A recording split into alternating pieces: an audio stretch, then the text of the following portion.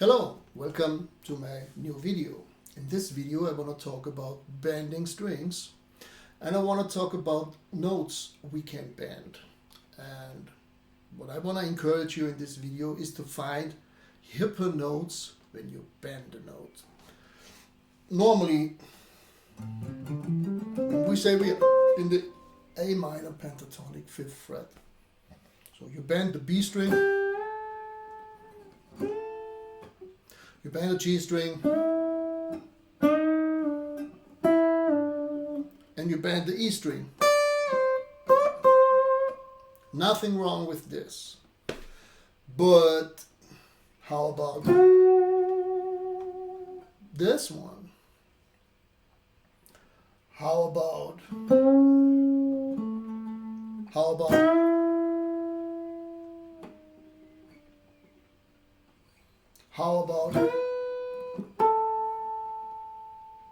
okay, how about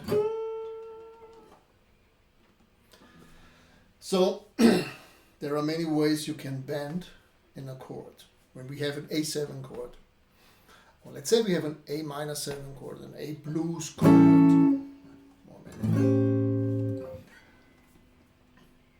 Let's say we bend the 13th, the 6th note of the scale. If we think in A, no matter if it's Dorian or Mixolydian, the 6th note is an F sharp. Yeah? We can bend the F sharp to the minor 7th. You notice. Normally followed by something like this. But how about fretting the minor 6 and bending this up to the major 6?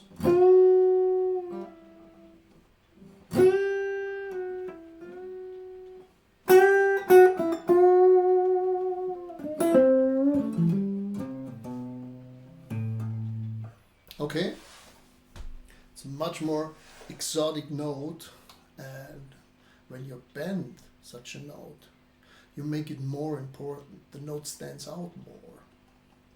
So the minor 6 bending up to the major 6 is a strong bend. Also, when you start on the flatted 5, on the flatted 5th, and you bend it up in half step,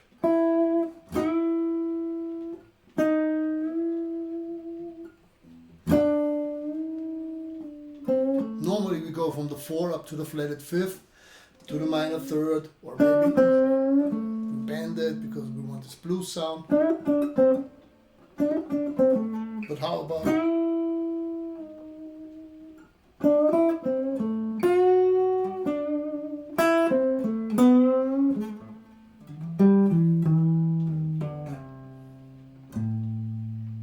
you see? On the E string, normally we bend the B to the C, or the C to the C sharp,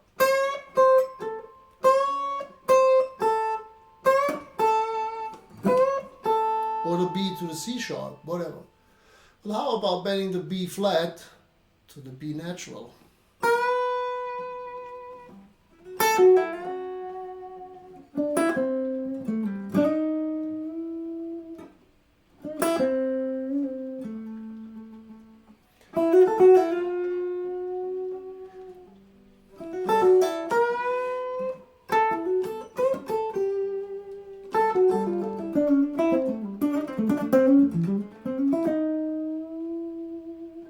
You see the tension that builds up when I'm stopping on the flatted 5th and then resolving it to the natural 5th.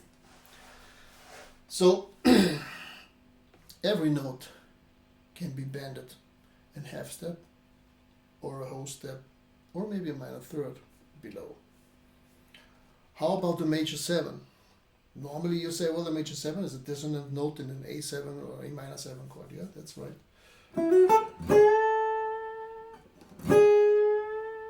But if you stay on the dissonance and resolve it to the root, as long as the note is on the way to the correct pitch, you're building tension. When you reach the pitch, in this case A, you're resolving.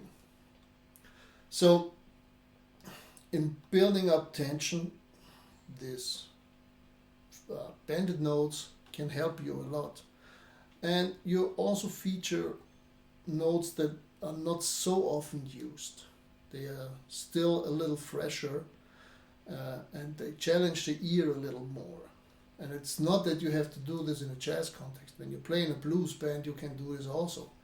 So it's not about, well, we have to play the 13 because it's a jazz note. No, it's the sixth of the chord. It's a very common note. But when you bend in it, you're presenting it stronger. This note will have a deeper impact on the listener. Because when you just play the sixth,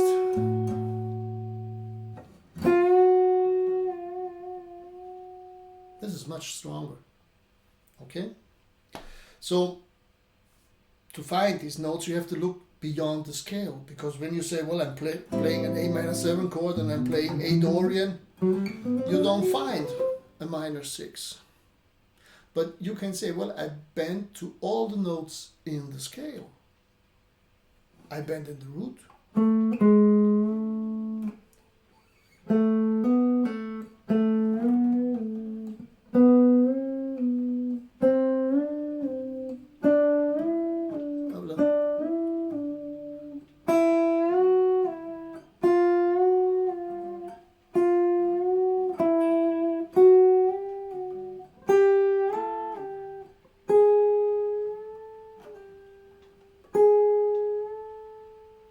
I cannot go back because then I'm on the major 7.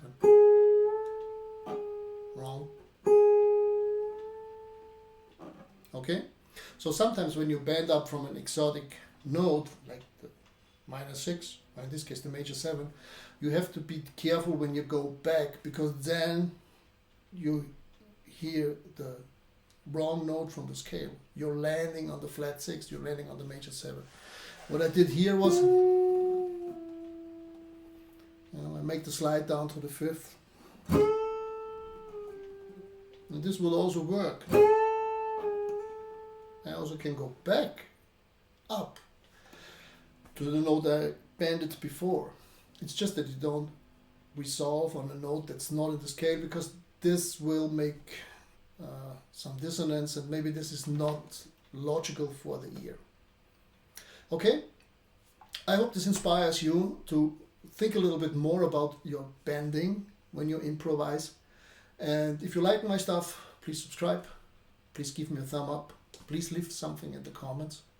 And see you next time. Enjoy practicing. Bye-bye.